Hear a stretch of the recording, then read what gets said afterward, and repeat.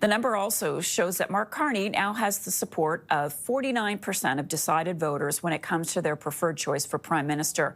Pierre Poilievre's support for Prime Minister has slipped back to 32.6%, with Jagmeet Singh sitting at 4.2%. With me now is Sharon Kaur, Liberal strategist and partner at Sovereign Advisory. She's currently working on the Liberal election campaign. Good morning, Sharon. Nice to see you. Good morning. So let's begin with the news this morning that the Greens have been disinvited. They've now been removed from the debate tonight. What do you make of it? And do you think that it gives one party over another the advantage? Who's the winner here? To be honest, I don't think that there is a winner or loser here. I don't think the Greens should have necessarily been part of the debate. I can appreciate that the Green Party has a presence.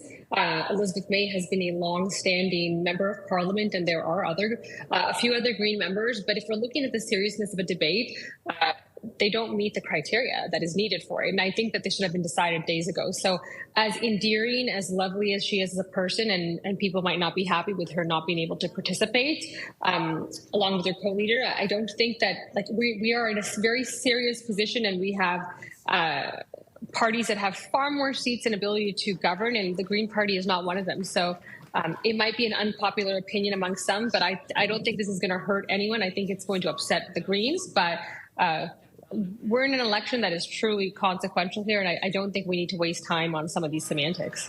Well, speaking of wasting time, it does give the other candidates more time tonight to make their case, and that leads nicely into my next question for you.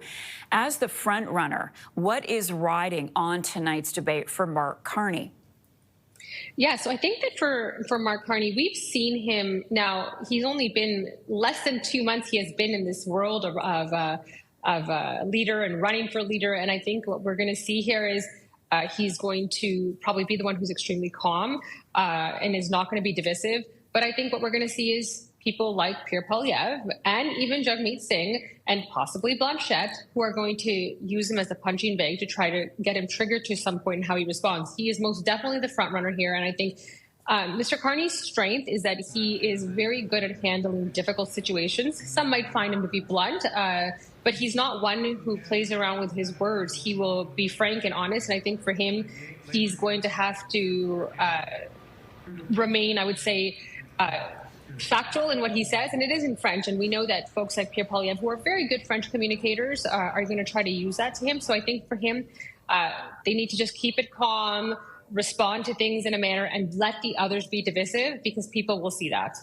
So speaking of Pierre Poilievre, he is a strong debater. He is a career politician. Mm-hmm. He's strong in both English and French. What are you expecting from him tonight?